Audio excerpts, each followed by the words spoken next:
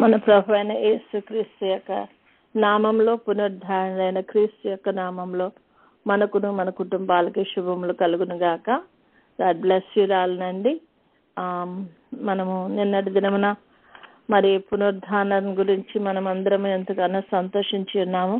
ఆ దినాన్ని మనం సెలబ్రేట్ చేసుకున్నాము. ఎందుకంటే మన జీవితాల్లో మరి ఖచ్చితంగా సెలబ్రేట్ చేసుకోవాల్సినటువంటి దినము. ప్రభు పుట్టినప్పుడు ఈ లోకంలో పుట్టారు. లేఖనముల ప్రకారం ఆయన ఏ విధంగా పుట్టాలో ఆ విధంగా పుట్టారు. కానీ ఆయన పెద్దవారు అయిన తర్వాత ఆయన తనకి ఇవ్వబడినటువంటి ఆ యొక్క బాధ్యతను మరి నెరవేర్చి ప్రభు సిలువలో మన కొరకు ప్రాణం అర్పించి మరలా మరి పునరుద్ధానుడై సజీవుడై మరి ప్రభు దగ్గరికి వెళ్ళినటువంటి మరి పరిస్థితి. కాబట్టి మరి ప్రభు యొక్క పునరుద్ధానాన్ని మనం అందరము సెలబ్రేట్ చేసుకోవాల్సిన వారమై ఉన్నాము. ఆయన అందరిలాగే చనిపోయి మరి అలాగే పాతిపెట్టబడి ఇంకా లేవలేని పరిస్థితిలో ఉంటే మనం ఆయన్ని సెలబ్రేట్ చేసుకోలేము. ఎందుకంటే అందరూ మనుషులాగానే చనిపోయారు, మనుషులాగానే పుట్టారు అని అనుకుంటాం.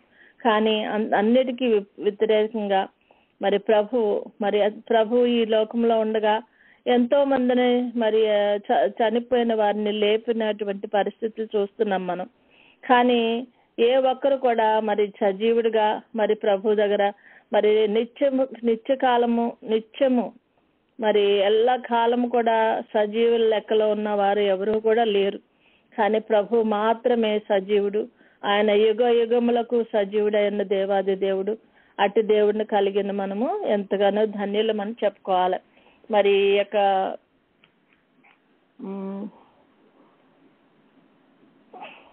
ఈ యొక్క పునరుద్ధానాన్ని మనము సెలబ్రేట్ చేసుకుంటున్నాం. మనము కొన్ని విషయాలు బైబిల్లో మనకి ఇవ్వబడినటువంటి వాక్యాల ద్వారా మనము వివరించుకుందాము.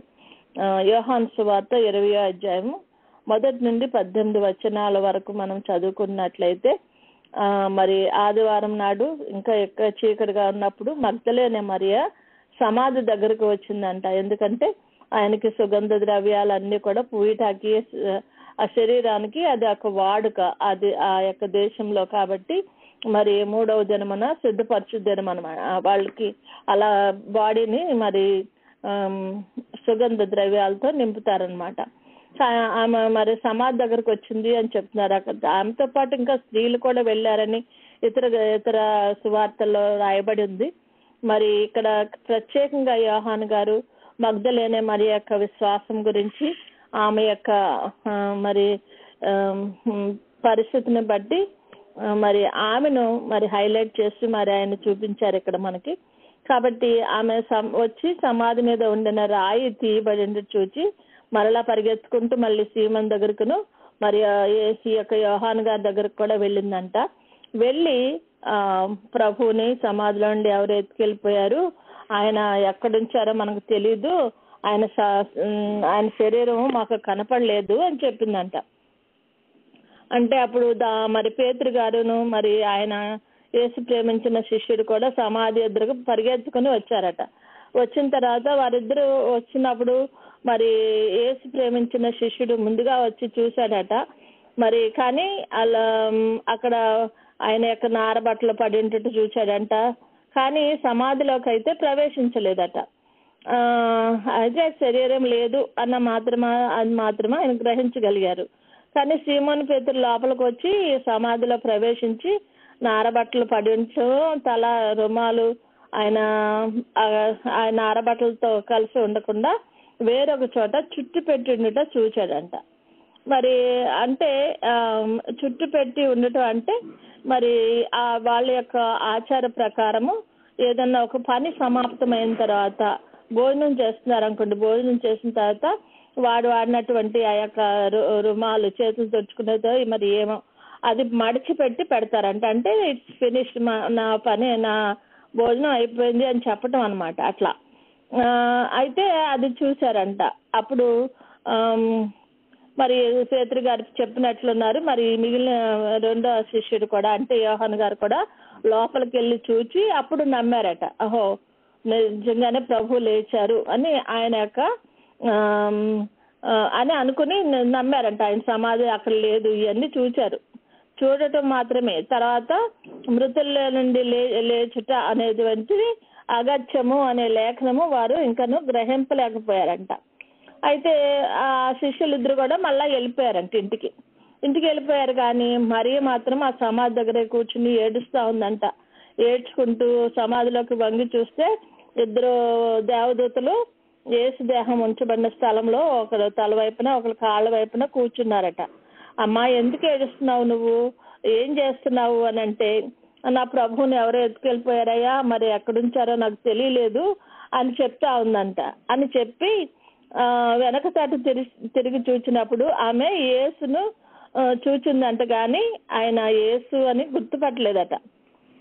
ప్రభు కూడా అడిగారంట, ఎందుకు ఏడుస్తున్నావు అమ్మా అని అడిగితే ఆయన తోటమాల అనుకుని, అయ్యా ఆయన నువ్వు మోసుకొని వెళ్ళిపోతే ఎక్కడుంచావు నాకు చెప్పు, నేను ఆయన తీసుకుని వెళ్ళిపోతాను అని ఇంకా ఆయనతో మాట్లాడుతుందంట. అప్పుడు ప్రభు మరియాని పిలిచినప్పుడు మరి ఏం చేస్తుంది, గుర్తుపట్టింది. ఆయన గుర్తుపట్టి ఆయన యొక్క స్వరాన్ని గుర్తుపట్టి ఆయన యొక్క పిలిచే విధానాన్ని గుర్తుపెట్టి రబ్బూని అంటే బోధకుడా అని పిలిచిందంట. అప్పుడు ప్రభు చెప్తున్నారు, నన్ను ముట్టుకోవద్దు, నేను ప్రభు దగ్గర ఇంకా వెళ్ళలేదు కనుక ఇప్పుడు నేను ఆయన దగ్గరికి నేను వెళ్ళిపోతాను అనేసి చెప్తున్నారంట ఆయన. అప్పుడు ప్రభు మరియా అందరికీ చెప్తుందంట, ప్రభు నేను చూశాను, ప్రభు నాతో మాట్లాడారు అని అందరికీ తెలియజేస్తుందంట. అంటే పునరుద్ధానం గురించి ఆవిడ మరి అందరికీ కూడా ఫస్ట్ సువార్త చెప్పిన ఆవిడ అన్నమాట. మరి ఆయన శరీరం లేదు అని చెప్పటం కూడా చెప్పింది, కానీ ఇలా నేను ప్రభువుని చూచాను, ప్రభుతో మాట్లాడాను అని చెప్పగలిగిన స్త్రీ ఈ యొక్క మరియా అన్నమాట. మరి ఈ మరియా మగ్దలేనే మరియా గురించి మనం ఎంతో వింటాం కదండి, ఒక పాపాత్మరాలని. మరి తర్వాత ఆమె తన జీవితంలో మరి ప్రభు లేనప్పుడు ఆమె జీవితం అంతా చాలా చీకటిమయంగా ఉన్నదని, 7 దెయ్యాలు పట్టినాయి అని చాలా బాధపడిందని, మరి ప్రభు ఆశ్చర్యరీతిగా ఆమెను స్వస్థపరిచారని, మరి ఇలాంటివన్నీ మనం మగ్దలేనే మరియ గురించి వింటున్నాం కదా. మరి ఆ మగ్దలేనే మరియ యొక్క విశ్వాసం ఏంటంటే, మరి ప్రభు తన జీవితంలో చేసినటువంటి ఆ గొప్ప కార్యాన్ని బట్టి ప్రభు నందు తనకున్న విశ్వాసాన్ని ఇక్కడ వెల్లడి చేస్తా ఉన్నాం. మరి ప్రభు తన యొక్క జీవితంలో ఎన్నో గొప్ప కార్యాలు చేశాడు. మరి ఆవిడ ఒకసారి మిక్కిలి వెలగల అత్తరును కూడా మరి ఆవిడ పగలగొట్టి ఆయన పాదాల మీద పోసిందని, మరి కన్నీళ్లతో ఆయన పాదాలను కడిగిందని, తల వెంట్రుకలతో తుడిచిందని కూడా మనం చూస్తూ ఉంటాం కదా. అప్పుడు అందరు అనుకుంటారు మేము పాపాత్మరాలు అన్నప్పుడు ప్రభు అంటాడు, ఎవరైతే ఎక్కువ ప్రేమించారో వారి పాపాలు ఎక్కువగా క్షమించబడతాయి అన్నారు. అటువంటి ప్రేమ కలిగినటువంటి మరియా, అటువంటి సాక్ష్యము ప్రభు చేత పొందగలిగినటువంటి మరియా ఈవిడ. అటువంటి మగ్దలేనే మరియా అందరూ కూడా మరి వచ్చారు, చూశారు, వెళ్ళిపోతున్నారు. కానీ ఆమె యొక్క విశ్వాసం ఏంటంటే, ప్రభు యొక్క శరీరం, అయ్యో నన్ను ఇంతగా ప్రేమించిన, నన్ను ఇంతగా మరి ప్రభు నన్ను ఆదరించిన తండ్రిని మరి చనిపోతే ఆయన శరీరానికి నేను కనీసం ఏమీ చేయలేకపోతున్నానే అనేసి అక్కడక్కడే తచ్చట్లాడుతుందంట. అక్కడక్కడే తచ్చట్లాడుతూ ఏదో రకంగా ప్రభు శరీరాన్ని అయినా కనీసం దొరికితే చాలు, నేను తీసుకొని వెళ్ళిపోతాను అన్నట్లుగా అక్కడక్కడే ఉంటుంది. ఆమె యొక్క విశ్వాసం గొప్పది. ఎంత గొప్ప విశ్వాసంతో ఎదురు చూస్తూ ఉంది. ఆమె మనసునంతా కూడా ప్రభు మీదే ఉంది. ప్రభు ఏదో రకంగా ప్రభు శరీరం అయినా సరే నేను దొరకబుచ్చుకుని వెళ్ళిపోవాలి. ఆయన ఎంత మరి దారుణంగా ఆయన సిలువ వేశారు, అంత దారుణంగా కొట్టారు అని ఆవిడ యొక్క మనసులో బాధ ఉందన్నమాట. మరి ప్రభు మన యొక్క హృదయాన్ని చూస్తారు, మన హృదయంలో ఏముందో చూస్తారు. మరి వచ్చిన శిష్యులందరికీ కనపడలేదు ప్రభు. మరి ప్రభు ప్రేమించిన శిష్యుడే ఆయన. పేతురు గారైతే ఇంకా ఆయనకు మరింతగా దురుకు పేతురు అని పేరు పొందినా సరే ఆయన విషయంలో ప్రతి దాంట్లోనూ ప్రభుతో ఇన్వాల్వ్ అయి ఉన్న పేతురు గారే. కానీ మరియకు మాత్రము ప్రభు కనపడ్డారంట. కనపడినప్పుడు ఆమె మొదటగా గుర్తించలేకపోయింది, ఎందుకంటే కళ్ళ నిండా నీళ్లు ఉండొచ్చు, ఆయన ఎవరో మసుగుగా కనపడి ఉండొచ్చు, కాబట్టి ఆయన ఒక తోటమాల అనుకుని ఉండొచ్చు. అనుకుని ఆవిడ ఆ విషయంలో మరి ఆయన తోటమాలు అనుకుని, అయ్యా ఆయన శరీరం ఎక్కడ పెట్టారో చెప్పండి, దేహాన్ని నేను తీసుకెళ్ళిపోతానయ్యా అనేసి ఆయన బతిమలాడుతుందంట. మరి ప్రభు ఎప్పుడైతే మరి ఆమెను మరియా అని పిలిచారో వెంటనే ఆమె గుర్తుపట్టింది ప్రభు యొక్క స్వరాన్ని. అలాగే ప్రభు కూడా మరి మన యొక్క మరి ఆ మనసులో ఉన్నటువంటి ఆ యొక్క ఆతృతను మనము ప్రభువుని వెంటనే గుర్తుపట్టలేకపోవచ్చు. మనము ప్రతి వారము సన్నిధి చేసుకుంటున్నాము. సన్నిధిలో మనము వెంటనే మరి ఆశతో వస్తున్నాము ప్రభు సన్నిధికి. మరి మనకు కనపడతాడు, మాట్లాడతాడని విశ్వాసంతో వస్తున్నాం కాబట్టి తప్పకుండా మా ప్రభు మనకు కనపడతాడు.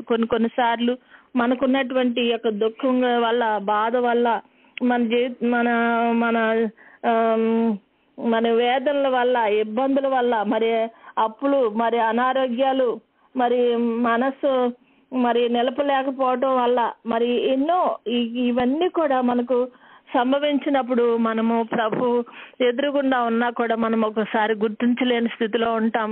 కానీ మన మనసులో ఉన్న ఆ ఆతృత, ఆయన చూడాలనే ఆతృత, ఆయన కొరకు మనం పడే ప్రతిది కూడా ప్రభు చూస్తున్నారు కాబట్టి మనకు ప్రతిఫలం ఇస్తారు దేవుడు. మనకు ప్రతిఫలం దయచేయి దేవుడు కాబట్టి మనము ఆయన ఇంతగా మనము హత్తుకొని జీవిస్తా ఉన్నాము. కాబట్టి ప్రతి వాళ్ళు ఉన్నారు. మరి ఆ ఇద్దరు శిష్యులు కూడా వచ్చారు, చూచారు, మరి రుమాలు మరి ముగింపబడిందని చూశారు. మరి అలాగే అన్ని చేసినా కూడా వారు నమ్మిక ఉంచారో లేదో తెలియదు. కానీ ఇతరులకి అయితే వెళ్ళి ఆయన లేచాడని సువార్త కూడా చెప్పలేదు. వాళ్ళు భయపడి ఉండొచ్చు, మరి అసలు ఏం జరిగిందో కూడా తెలియని అయోమయం స్థితిలో ఉండొచ్చు. కానీ మరి అయితే ఆయన దొరికి వరకు ఆయన కొరకు వెతికిందంట. ఆయన దొరికే వరకు కూడా వదిలిపెట్టకుండా ఆయన్ను వెంబడించింది కాబట్టి మరి ప్రభు ఆమెను విడిచిపెట్టలేదు. వస్తే వచ్చిందిలే, ఏంటి ఏమి కనపడేది అని అనుకోలేదు ప్రభు. అందరితో పాటు ఒకేసారి మేడగదిలో కనపడదాంలే అనుకోలేదు ప్రభు. కానీ ఆమె యొక్క ఆతృత, ఆమె యొక్క దుఃఖము, బాధను ఎరిగిన దేవాది దేవుడు, ఆమె హృదయాన్ని చూచే దేవుడు. మనం అంతే కదండి, మనం ఎప్పుడు అనుకుంటాం హృదయం చూచి దానికి ప్రతిఫలం ఇచ్చే దేవుడు మన దేవుడు. మరి అగాధ స్థలంలో కూడా ప్రభు కనపడతాయి అంట. మరి నరుల హృదయం మరి తేటగా కనపడుతుందని మన వాక్యంలో సెలవు పెట్టినట్లు మరి ఆయనకు ఆమె హృదయం ఎంత తేటగా కనపడబట్టి మరి ఆయన ఆమెకు కనపడ్డారు. కనపడటమే కాకుండా ఆమెతో మాట్లాడారు, మరియా అని పిలిచారు. నేను ఇట్లా చేస్తున్నాను, నేను తండ్రి దగ్గరికి వెళ్తాను, నన్ను ముట్టుకోబాకు అని అంతా కూడా అంత కాన్వర్సేషన్ ఆయనతో చేయగలిగారు. ఆమె మొదటగా వెళ్ళి అందరికి కూడా ప్రభు లేచి ఉన్నాడు, నేను చూశాను, ఆయనతో నాతో మాట్లాడారు అని ప్రతి వారికి కూడా ఆ మరణ పునరుద్ధానం యొక్క సాక్ష్యం చెప్పగలిగింది. అలాగే సమరయ స్త్రీ కూడా అంతే కదండి. ప్రభు చెప్తున్నారు, నీవు ఇట్లా చేసావు, ఇలా చేసావు, నీకు ఇట్లా ఉంది, నీకు ఇట్లా ఉన్న భర్తలు ఇప్పుడు ఉన్న భర్త కూడా నీ భర్త కాదు అని కూడా చెప్తా ఉన్నప్పుడు ఆమె గ్రహించింది, నేను చేసినవన్నీ నాతో చెప్పిన వాడు ఈయన, రండి ఇగో ఈయన కంటే రక్షకుడు, ఈయనే రక్షకుడు, నేను ఆయనకి ఏమీ తెలియదు నా గురించి, అయినా కూడా నాకు ఆయన నా గురించి అంతా కూడా తెలుసు ప్రభువుకి అని చెప్పి అందరికి సువార్త ప్రకటించగలిగింది ఆ స్త్రీ కూడా. కాబట్టి మనము స్త్రీలమా, మనం పురుషులమా అని కాదు. ఇక్కడ మరి ప్రభు యొక్క వాక్యాన్ని మనం ఏ విధంగా నమ్ముతున్నాము? ఆయన మనతో మాట్లాడతాడని నమ్ముతున్నామా? ఆయన మనకు కనపడగలడని నమ్ముతున్నామా? లేకపోతే మనకు ఆయనకు మధ్య ఉన్నటువంటి యొక్క అనేకమైనటువంటి మరి అడ్డులను మనము తొలగించుకోలేని స్థితిలో ఉంటూ వస్తాడులే ప్రభు, ఉంటాడులే, ఎక్కడో ఉన్నాడులే, కనపడతాడులే, ఏంటి అందరూ కనపడతాడా ఏంటి, మనకు కనపడాలని ఎక్కడుంది, నమ్ముతున్నాం కదా అని అనుకుంటున్నామా? కానీ కనపడే వరకు ఆయన కొరకు ఎదురు చూస్తున్నామా అనేది మనం చూడాలి. కనపడే వరకు కూడా ఆయన యొక్క రాకడ కొరకు, ఆయన యొక్క రాకడలో మమ్మల్ని తీసుకెళ్లే దేవుడు మన దేవుడు, మమ్మల్ని సిద్ధపరిచే దేవుడు కాబట్టి అని ఆయన కొరకు ఎదురు చూసే స్థితిలో మనం ఉంటున్నామా ఒకసారి గ్రహించుకుందాం. ఎందుకంటే మనం ఆశతో చూసినప్పుడు ఆశ గల ప్రాణాన్ని తృప్తిపరచగలిగిన దేవాది దేవుడని మనం వింటున్నాం కదా. మనకు మన బాధల్లో, మన వేదనలో, మన అన్నీ కూడా మనం ఎంతో ఇదిగా మనం పడిపోయి కొట్టుకులాడుతూ నిరాశ చెంది మనము గివ్ అప్ చేసేసుకుంటున్నామా? పర్వాలేదులే, ఇప్పుడు కనపడిపోతే ఏమైంది, నేను నమ్ముతున్నాను కదా అని అనుకుంటున్నామా? ఆయన తప్పక కనపడే దేవుడు, ఆయన తప్పక మాట్లాడే దేవుడు. సమాధి దగ్గర ఉన్నటువంటి ఆ రాయి పొర్లించబడిందంట. ఎంతో ఆందోళన కదండి, ప్రభు చనిపోయారనేసి ఆ యొక్క ఆందోళన, మరి దేహం కనపడలేదనే ఆందోళన, ఇవన్నీ కూడా మనకు మన జీవితాల్లో జరుగుతూ ఉంటాయి. మన జీవితంలో ఎన్నో ఇదేంటి అదేంటి, ఇట్లా జరిగింది ఏంటి, అలా జరిగింది ఏంటి అనుకుంటూ మనము ఏ పరిస్థితుల్లో కూడా మనము మరి ఆయన యందు విశ్వాసం ఉంచి ఆయన లెగిస్తాడు, ఆయన చేస్తాడు అనేటువంటి ఆ నమ్మకం లేనటువంటి పరిస్థితుల్లో మనం ఉంటూ ఉంటాం. అలా కాకుండా మనము ఆయన మన తప్పకుండా మనకు కనపడతాడు. ఆయన ఎలాగైనా సరే ఆయన చూడాలా, ఏదో రకంగా ఆయన చూడాలా. మరియ కూడా అనుకుని ఉండొచ్చు, ఆయన చనిపోయారు కదా, ఇంకా చనిపోయిందే ఆయన మనసులో ఉండొచ్చు, కనీసం శవమన్నా చూద్దాం అనుకుంటుంది ఆవిడ. కానీ పునరుద్ధానుడై లేచాడు అన్న సంగతి ఆమె ఆయనతో మాట్లాడే వరకు ఆ యొక్క ప్రభావం అదేంటో తను గ్రహించలేకపోయింది. ఎందుకంటే హృదయ దుఃఖం చేత ఆవిడ కన్నులు సరిగా కనపడలేని పరిస్థితిలో ఉండుంటామన్నట. కనుక మనం తండ్రిని యందు మనము ఉన్నట్లయితే, మన ప్రభు వరకు మరి ఎదురు చూచే ఆశ మనలో ఉన్నట్లయితే ప్రభువుని తప్పగా చూడగలిగిన స్థితికి దేవుడు మనల్ని తీసుకుని వస్తాడు. కాకపోతే సగం నమ్మి సగం నమ్మకుండా ఇంత చిన్న మాత్రమైనటువంటి అపనమ్మకం ఉన్నా కూడా నమ్మిక అంతటిని కూడా డ్రైన్ చేసి కింద పడేస్తుందంట. కాబట్టి మనం అట్లా కాకుండా పరిపూర్ణమైన నమ్మకంతో, పరిపూర్ణమైనటువంటి మరి విశ్వాసంతో ప్రభు సన్నిధిలో మరి ప్రభు కొరకు ఎదురు చూద్దాము. ఆయన సన్నిధిలో మనముండి ఆయనను కన్నులారా చూడగలుగుటకు, ఆయన మాటలను చెవులారా వినగలుగుటకు మనలను మనము సిద్ధపరచుకుని ప్రభు సన్నిధిలో కూర్చుందాము. మరి అటువంటి ధన్యతలో మన దేవుడు మనల్ని ముందుకు నడిపించాలని మనం కోరుకుందాం. ఎందుకంటే ప్రభు తను వచ్చిన కార్యాన్ని నెరవేర్చిన తండ్రి, మరి మన దేవుడు మనల్ని ఎంతగానో ప్రేమించిన తండ్రి, మరి అంతగా ప్రేమించిన మరి ఆ యేసయ్య మరి తండ్రితో మరి ఉండాల్సినటువంటి ఎంతో రాజ్య సింహాసనం మీద కూర్చోవలసిన ఆయన ప్రభావాన్ని, ఆయన శక్తిని, మహిమను అంతటిని విడిచిపెట్టి మనలాగా మానవ శరీరంతో ఈ లోకానికి వచ్చి మరి ఎన్ని కష్టాలు పడ్డారు కదా ఆయన. మరి అంత మంచి ఉన్నతిస్తులు ఇప్పుడు అందరిలాగా కాకుండా మనమే చూసుకుందాము. మనం ఇండియాలో ఉన్నప్పుడు మరి మనం ఎంతో చక్కగా ఉండేవాళ్ళం కదండి, తల్లిదండ్రులతో సంతోషంగా ఉండేవాళ్ళం. అలాంటప్పుడు మన పరిస్థితి ఏంటో, ఎక్కడుండేవాళ్ళమో, ఏముండేవాళ్ళమో కూడా మనకి అసలు ఆలోచన ఉండేది కాదు. కానీ ఒకసారి అమెరికా వచ్చినాక ఇక్కడ అంతా చక్కగా మన జీవితం మంచిగా ఏదన్నా ఉన్నప్పుడు ఇక్కడకున్నటువంటి మరి పరిస్థితులకి మనం ఎంతగానో అలవాటు పడిపోయి ఒకసారి ఇండియా వెళ్తే మరి అక్కడున్న చిన్న ఎండను కూడా తట్టుకోలేము మనం. అక్కడున్న పరిసరాలు కూడా ఏంటి ఇట్లా ఉన్నాయి ఏంటి అని అనుకుంటాం, ఏంటి ఎంత మురిగ్గా ఉన్నాయని. అంటే అడ్జస్ట్ కాలేని పరిస్థితి మంది. ఎట్టి పరిస్థితుల్లో కూడా మనము ఏమనుకుంటాం, అయ్యో ఎప్పుడెప్పుడు వెళ్ళిపోదామా, మళ్ళీ ఇంటికి వెళ్ళిపోదామా, బాబోయ్ ఇది తట్టుకోలేకపోతున్నాను, ఏంటి ఇన్ని ఇన్సెక్ట్స్ అంటే అనారోగ్యం వచ్చేస్తుంది మనకి. అంతే కదండి, అక్కడికి వెళ్ళినాక ఏదైనా బయట ఏదైనా తిన్నామంటే కడుపు మనకు సహించదు. ఎందుకంటే ఇక్కడ ఉన్నటువంటి ఆ యొక్క స్టెరిలైజేషన్ కి మరి అక్కడ అంత స్టెరిలైజేషన్ ఉండదు కాబట్టి ప్రతి విషయంలోనూ మన బాడీ దానికి అడ్జస్ట్ అవటం కష్టం అవుతూ ఉంటుంది.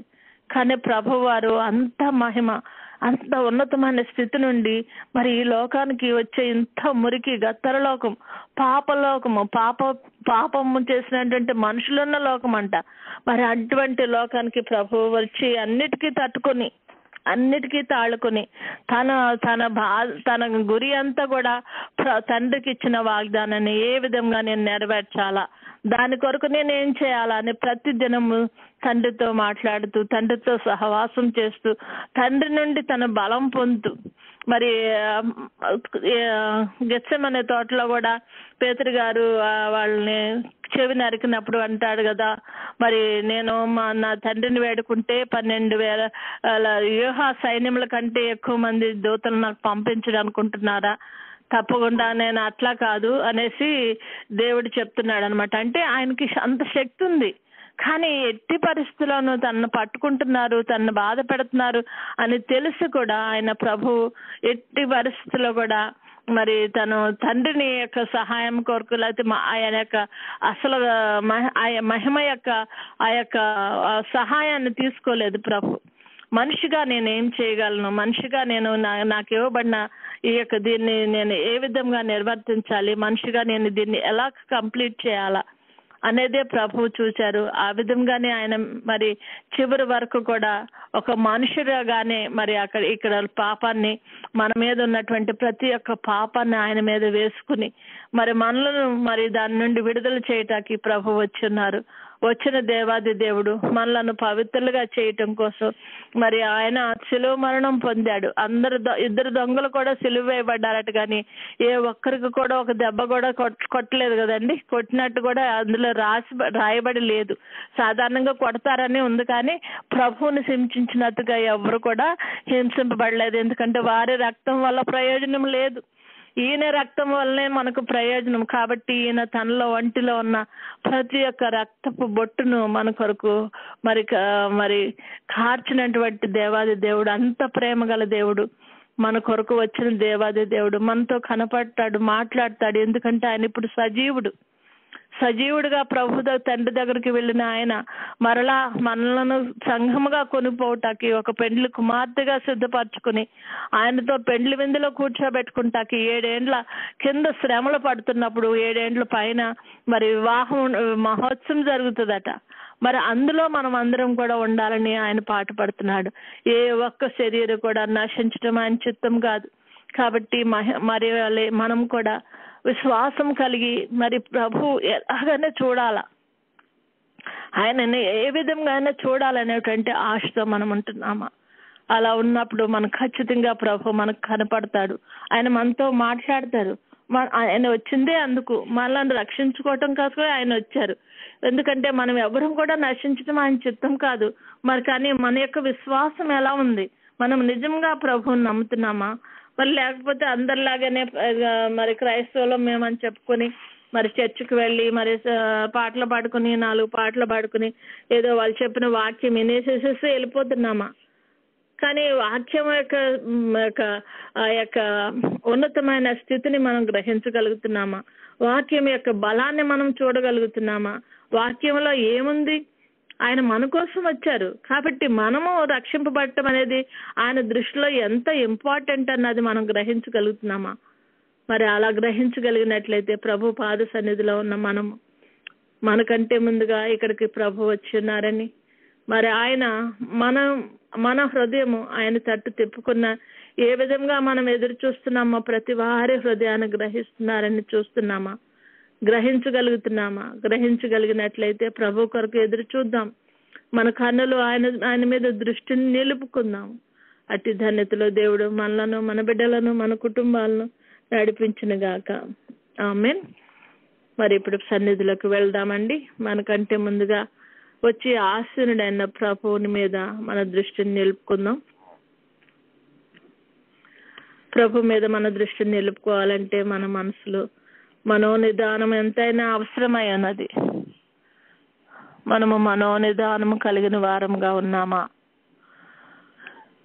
మన మనసులో అనేకమైన ఆలోచనలు, అనేకమైన పనులు, అది చేసామా, ఇది చేసామా, ప్రభు సన్నిధిలో కూర్చున్నప్పుడు అన్ని గుర్తొస్తూ ఉంటాయి మనకి.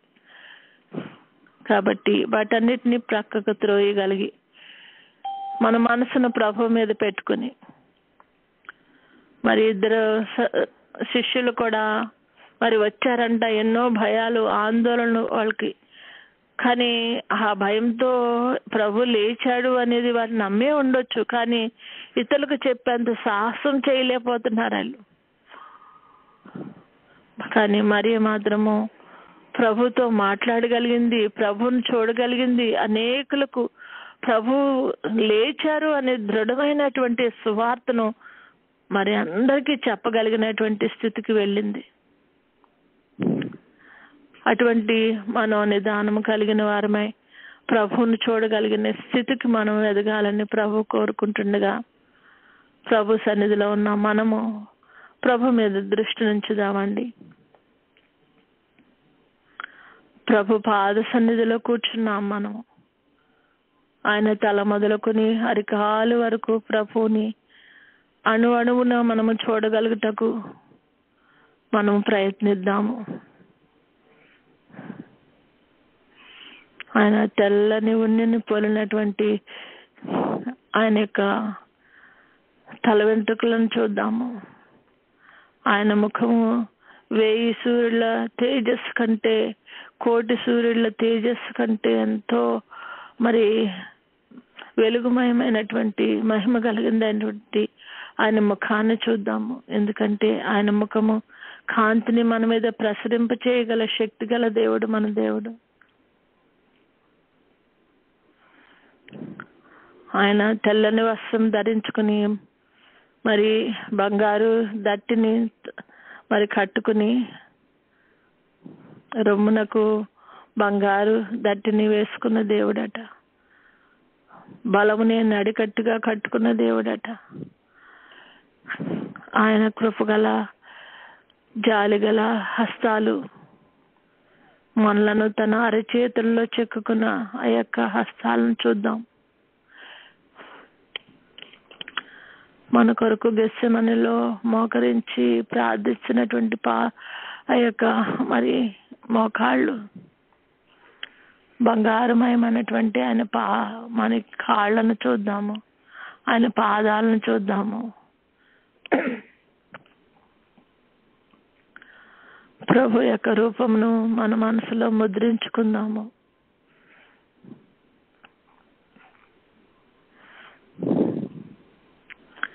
ఆయన అంత సుందరుడు, మనుషులందరిలోనూ అతి సుందరుడట మన ప్రభు.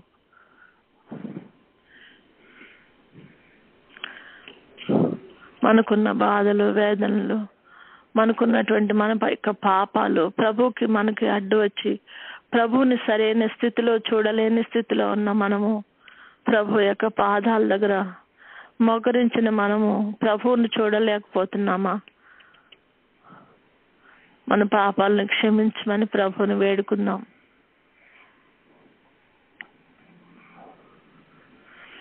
నాయన, నీకు నాకు అడ్డుగా ఉన్నటువంటి ప్రతి విధమైనటువంటి యొక్క అడ్డంకులను నా తండ్రి యేసు నామములో ప్రభా తీసివేయండి నాయన. వాటిని కడిగి వేయండి, క్లియర్ చేయండి ప్రభా. నిన్నుగా మేము చూడగలిగిన స్థితికి మమ్మల్ని ఎదిగించండి రాజా అని ప్రభువును వేడుకుందాం. మా పాపములను, మా తప్పులను క్షమించండి రాజా. మమ్మలను కడగండి, పవిత్రపరచండి రాజా. నీకు స్తోత్రాలని ప్రభుని స్తుతించుకుందాం.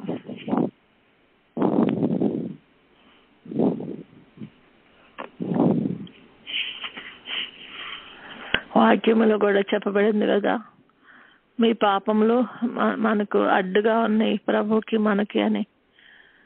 కాబట్టి అడ్డుగా ఉన్న ప్రతి ఒక్క అడ్డును తొలగించుకోటకి ఆయన పాదాలను పట్టుకుందాం.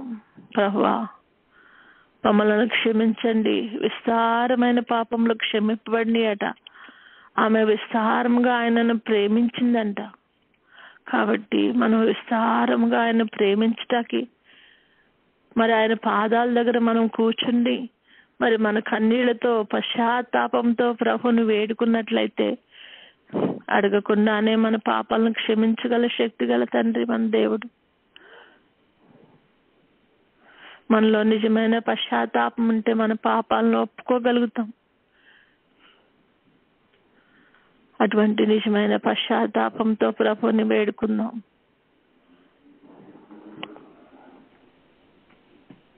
క్షమించుటకు సిద్ధమైన మనసు గల దేవుడు అని మనం వింటున్నాం కదా. ఆయన ఎట్టి పరిస్థితుల్లో ఉన్నాను మన మనసు ఆయన వైపు తిప్పుకొని ప్రభుని వేడుకున్నట్లయితే మన విస్తార పాపములు క్షమించగలవాడు మన తండ్రి. ఆయన రక్తంతో మనల్ని కడిగి పవిత్రపరిచే దేవుడు మన దేవుడు. మీ పాపములు రక్తము వలె ఎర్రనివైనను హిమము వలె తెల్లగా చేస్తారని వాగ్దానం చేసిన దేవాది దేవుని సన్నిధిలో ఉన్న మనము ప్రభువును వేడుకున్నాం.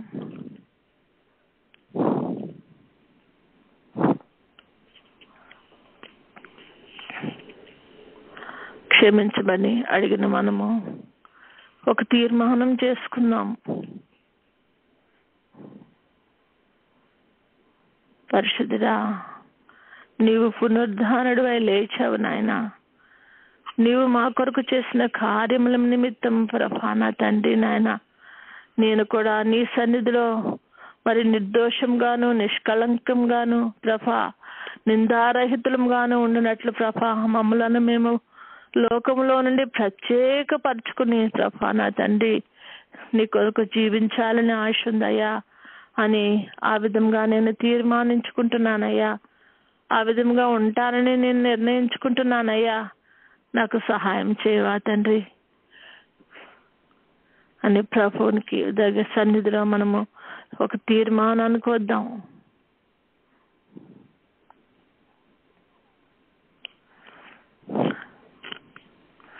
ప్రభు కొరకు ఎదురు చూచే స్థితిలో మనం ఉండాలని ఒక తీర్మానం ఎదురు చూసుకుందాము. అందరిలాగానే మరి సంఘం అంతా కూడా ఒకటే. ఏ సంఘంలో ఎవరి హృదయం అయితే ప్రభు కొరకు ఎదురు చూస్తూ ఎదురు తన్నులు చూస్తూ ఆశతో ఆయన కొరకు కనిపెట్టుకుని ఉంటారో వారే సంఘము ఎత్తబడుతుందట. కాబట్టి ఆ ఎత్తబడే స్థితికి మేము రావాలని ఆశపడుతున్నానయ్యా అని, అట్టి స్థితికి నన్ను సిద్ధపరచుతండి అని ప్రభువును వేడుకుందాం. ఆ స్థితిలో ఉండాలని నేను తీర్మానించుకుంటున్నానయ్యా అని ప్రభు సన్నిధిలో మనం తీర్మానం చేసుకుందాము.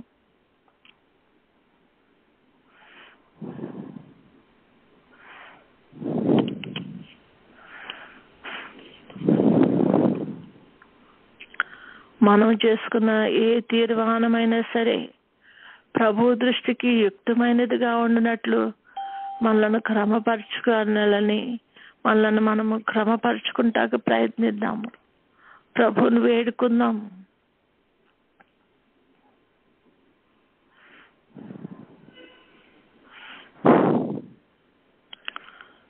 స్తుతులకు పాత్రుడవయ్యా నాయనా, నీవు మా కొరకు చేసిన ఈ యొక్క గొప్ప యాగముకే నీకు స్తుతులు స్తోత్రాలు. కానీ ప్రభా మేము కూడా రా తండ్రి దానిలో పాలువారమై నీవు చేసిన యొక్క గొప్ప యాగము నిమిత్తము ప్రభా నీకు కృతజ్ఞత కలిగి నీతో జీవించాలని కోరుకుంటున్నా మాకు ప్రభా.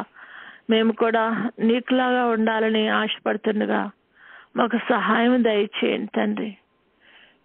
నీవు పరిశుద్ధుడవు కనుక రా తండ్రి మమ్మలను కూడా పరిశుద్ధులుగా ఉండాలని కోరుకుంటున్న దేవాది దేవా నీకు స్తుతులు స్తోత్రాలు చెల్లిస్తున్నామయ్యా. మాకు సహాయం దయచేయండి తండ్రి.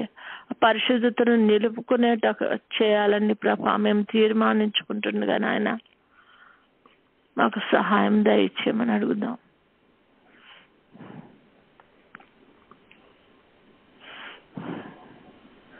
మనుషులు అంటాం కదా, వాళ్ళు ఒకసారి తీర్మానించుకున్నారంటే అది ఖచ్చితంగా చేస్తారండి అంటాం. కానీ ప్రభు నిమిత్తం వచ్చినప్పుడు మనం చాలాసార్లు పడిపోతూ ఉంటాం. తీర్మానంలో నిలిచి ఉండలేని స్థితిలో ఉంటాం. మనం భక్తి గలవారమే, శక్తి గలవారమే, నమ్మిక గలవారమే, విశ్వాసంతోనే వస్తూ ఉంటాం. కానీ చేసిన తీర్మానాల నుండి పడిపోయే పరిస్థితిలో మనం ఉండకుండా ప్రభువులో నిలిచి ఉండాలంటే మనము సంపూర్ణముగా ప్రభువుకు సమర్పించుకోవలసిన వారమై ఉన్నాము. తీర్మానించుకున్న మనము ప్రభువుకి సంపూర్ణంగా సమర్పించుకుందామా?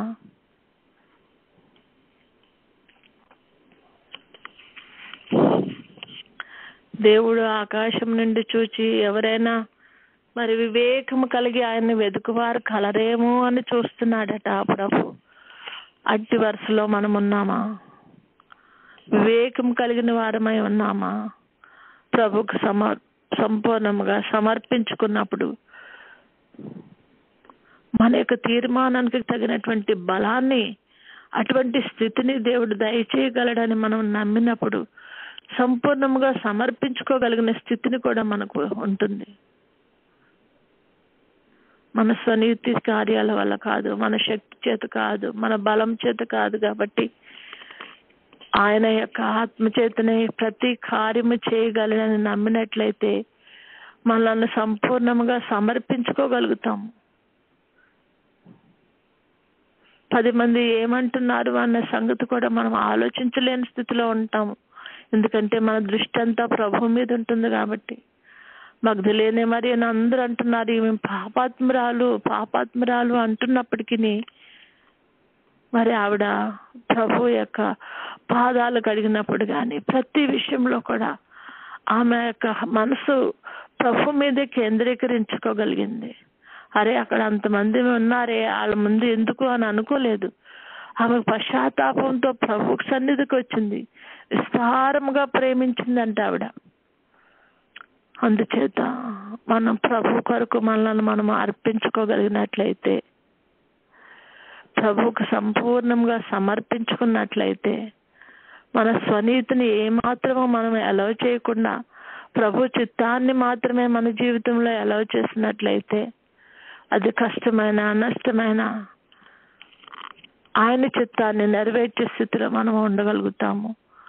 ఆయన వల్లే పరిశుద్ధులుగా ఉండుటకు దేవుడు తన ఆత్మచేత మనల్ని నడిపిస్తాడు.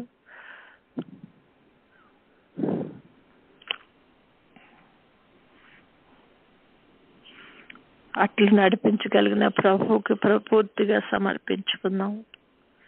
మనల్ని చెక్కుకుంటాడు, తనకి ఇష్టం లేనివేవో చెక్కి పడేస్తా ఉంటాడు. మనకు ఒక రూపాన్ని ఏర్పరుస్తాడు. ఆయన సన్నిధిలో మనం నిలవగలిగినటువంటి స్థితిని మనకు ఏర్పరుస్తాడు ప్రభు.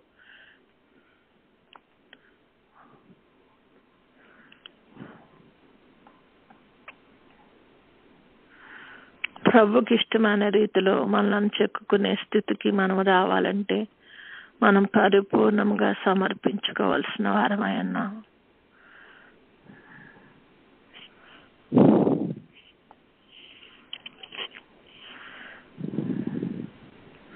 ప్రతి వారం వస్తున్నాం ఆయన సన్నిధికి, సమర్పించుకుంటున్నాం, కానీ మరలా మనం పడిపోయే స్థితికి వెళ్ళిపోతున్నాం. కాబట్టి అటువంటి పడిపోయే స్థితిలోకి వెళ్లకుండా బలముగా ఆయనలో నిలబడి ఉండగలుగుటకు ప్రభుని వేడుకుందాం.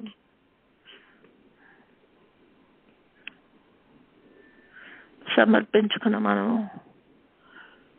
ప్రభు మనలను ఒక రూపంలోకి ఏర్పరుస్తున్నప్పుడు మన రూపాన్ని పోగొట్టుకోకుండా ఉండేటట్లు ప్రభుని వేడుకుందాం.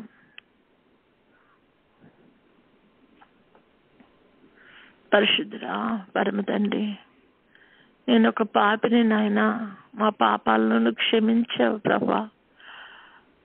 మేము మరలా నీ సన్నిధిలో మరి మంచిగా పరిపూర్ణమైనటువంటి పరిశుద్ధతో ఉండాలని కోరుకున్నప్పుడు మమ్మలను నీకు సమర్పించుకున్నప్పుడు మమ్మల్ని శుద్ధి చేస్తున్నావు. నీ యొక్క రూపంలోకి మమ్మల్ని చెక్కుకుంటున్నావయ్యా. చెక్కుకుంటున్నాము అన్నప్పటికీ నా ప్రభా మరలా మా యొక్క పాపముల్లో పడిపోయి ప్రభా నాయన వెనక్కు తండ్రి నాయన నీ నుండి జారిపోతున్న స్థితిలో ఉంటున్నామేమో నాయన. మాకు శక్తినివ్వండి, బలాన్నివ్వండి. నీవిచ్చిన రూపాన్ని నిలుపుకోగలిగే శక్తిని మాకు ప్రసాదించండి ప్రభా అని ప్రభుని వేడుకున్నాం. ఆదాము అవ్వలకు ప్రభా నాయన నీ మహిమ వారి చుట్టూ ఉండేదట ప్రభా. వారు దిగంబర్లు అనేటువంటి పరిస్థితి లేదట ప్రభా. అటువంటి నాయన నీ మహిమ వస్త్రాన్ని వారి చుట్టూ ఉంచావట ప్రభా నాయన. కానీ వారు దాన్ని పోగొట్టుకున్నప్పుడు దాని విలువను తెలుసుకున్నారు ప్రభా. కాబట్టి నాయన మేము నీవిచ్చిన స్థితిని మేము పోగొట్టుకుని మరలా మరి తండ్రి దిగంబరులుగా ఉండకుండాట్లు ప్రభా నాయన నానా ప్రభా మాకు శక్తినివ్వండి, బలాన్నివ్వండి. నీవిచ్చిన స్థితిని నిలుపుకోగలిగినటువంటి నా తండ్రి నాయన ఆ యొక్క బలాన్ని మాకు ప్రసాదించండి. ఆ స్థితిలో మేము జారిపోకుండానట్లు, దిగజారిపోకుండానట్లు మీరు సహాయం దయచేయండి నాయన. పాతాళంలో అగాధ కుప్పంలోకి వెళ్ళిపోయిన వారిని కూడా ప్రభా నా తండ్రి నాయన నువ్వు వెళ్ళి వారికి ఆత్మరూపిగా నా తండ్రి నువ్వు సువార్తను ప్రకటించావట ప్రభా నాయన. ఎందుకంటే మా కొరకు భూమి యొక్క అట్టడుగు ప్రదేశాలకు కూడా వెళ్ళిన దేవాది దేవుడా నాయన, మమ్మలను కనికరించండి నాయన. నీతో పాటు సింహాసనం మీద కూర్చుండబెట్టుకోవాలని ఆశపడుతున్న తండ్రి, ఆ స్థితిలో మేము నిలవగలుగుటకు ప్రభా కృపను అనుగ్రహించండి నాయన అని ప్రభువుని వేడుకుందాం. నీరు అక్కడ ఎంతో దూరంలో లేదు అని కూడా గ్రహిస్తున్నామయ్యా. ఆయన అప్పుడే తండ్రి నాయన దుష్టుడు తండ్రి మమ్మలను అనేక విధాలుగా నా తండ్రి నాయన బాధపరుస్తున్నప్పుడు ప్రభా, అటువంటి పరిస్థితుల్లో ఉన్నప్పటికీ నా ప్రభా నాయన మా దృష్టి నీ మీద నుండి తొలగిపోకుండానట్లు మాకు సహాయం దయచేయండి. మా మనసు ఎల్లప్పుడూ నిన్నే వెతుకున్నట్లు ప్రభా కృపను అనుగ్రహించండి నాయన. నువ్వు ఏ విధంగా మగ్ధలేనే మరి యొక్క కనపడావో నా ప్రభా నాయన, మాకు కూడా కనపడండి. మీకు మాకు మధ్య ఎన్నో అడ్డంకులు ఉన్నప్పటికీ వాటన్నిటిని కొట్టివేసి నాయన నిన్నుగా నా తండ్రి చూడగలగాలి నాయన. ఎందుకంటే నువ్వు సజీవుడవు నాయన. నీకు స్తోత్రాలయ్యా. కనికరించండి నాయన, మాకు కనపడండి, మాతో మాట్లాడండి ప్రభా నాయన అని ప్రభుని వేడుకుందాం.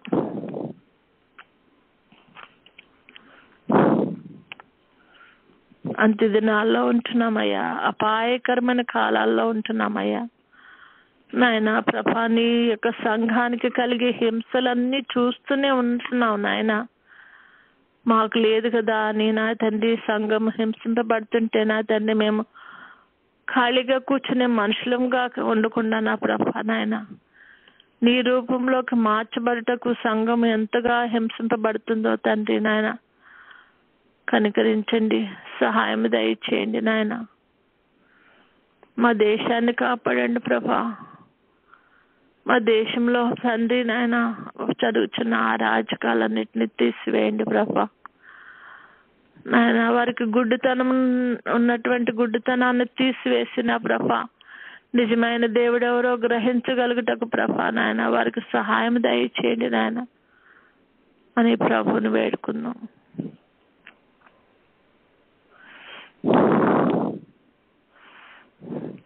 మీరు మహాశ్రమల నుండి వచ్చిన వారు అని ప్రభా నాయన ప్రకటన గ్రంథంలో చెప్పిన విధంగా వారు అందరూ తెల్లని వస్త్రాలు ధరించుకున్నారట ప్రభా. పరిశుద్ధ పరమ తండ్రి, అటువంటి శ్రమలలో కొందరు వెళ్తున్నప్పటికీ నాయన మా దృష్టి మా మనసు నిత్యం నీ మీద ఉండి ప్రభా నీలో బలముగా నిలబడగలిగే శక్తిని మాకు ప్రసాదించమని ప్రభువుని వేడుకుంటున్న మనము ప్రభువుని స్తుతించుకుందాం. మహిమోన్నతుడా, సర్వశక్తిమంతుడా, నీకు వందనాలు. మా జీవితాల్లో నీవిస్తున్న తరుణాలు బట్టి నీకు వందనాలు నాయన.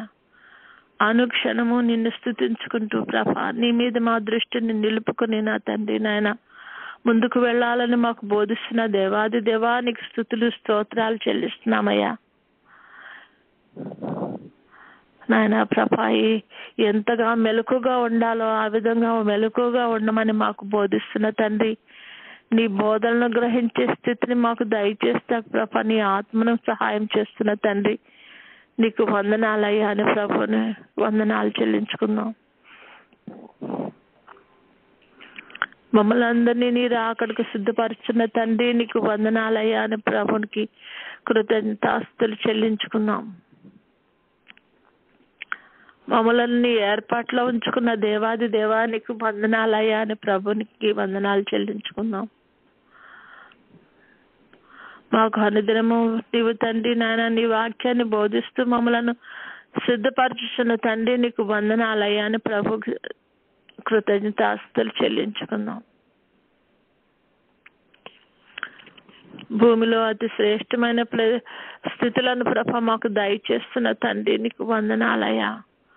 కానీ ఈ లోకం ప్రభ నాయన ఈ లోక భాగ్యాలతో పడి ప్రభ నిన్ను విసర్జించుకుంటున్నట్లు ప్రభ నాయన ఎంత ఉన్నత స్థితిలో మేమున్నామో అంత ఉన్నత స్థితిమైనటువంటి ఆత్మీయమైన అనుభవం కలవారమే ప్రభా నీకు సమీపంగా జీవించగలిగిన స్థితిని మాకు దయచేస్తున్న దేవాది దేవానికి వందనాలు చెల్లిస్తున్నామయ్యా అని ప్రభువుకు వందనాలు చెల్లించుకున్నాం. మాకు ఇస్తున్నటువంటి సన్నిధికే నీకు వందనాలు. నీ సన్నిధిలో నిలబడగలిగే గొప్ప తరుణాన్ని మాకు దయచేసినందుకు నీకు వందనాలు చెల్లించుకుందాం. వందనాలు చెల్లించుకున్నాం. మనము రాకడలో ఎత్తబట్టకు ప్రభుని వేడుకున్నాం. ప్రభుని ముఖాముఖిగా చూడగలిగిన భాగ్యాన్ని మనం పొందుకుంటాకు ప్రయత్నిద్దాం. ఆయన కనపడే దేవుడు, మాట్లాడే దేవుడు కనుక ప్రభువా నాకు కనపడండి, నాతో మాట్లాడండి అయ్యా. దేవా అందరికీ కనపడండి, అందరితోనూ మాట్లాడండి. నాయన నిన్ను కన్నులారా చూడగలిగిన స్థితిని మాకు దయచేయండి అని కొద్దిసేపు ప్రభు సన్నిధిలో మౌనంగా ఉండి మన దృష్టిని, మనసును, మన ఆత్మను ఆయన వైపు ఎత్తుకొని ఆయన యొక్క ముఖార విందాన్ని మనము చూడగలుగుటకు మన కన్నులను, ఈ యొక్క శారీరక సంబంధమైన కన్నులను మూసివేసుకుని ఆత్మీయమైన కన్నులను తెరుచుకుని ఆయన తట్టు చూద్దాం. కొద్దిసేపు మౌనంగా ఉందాం.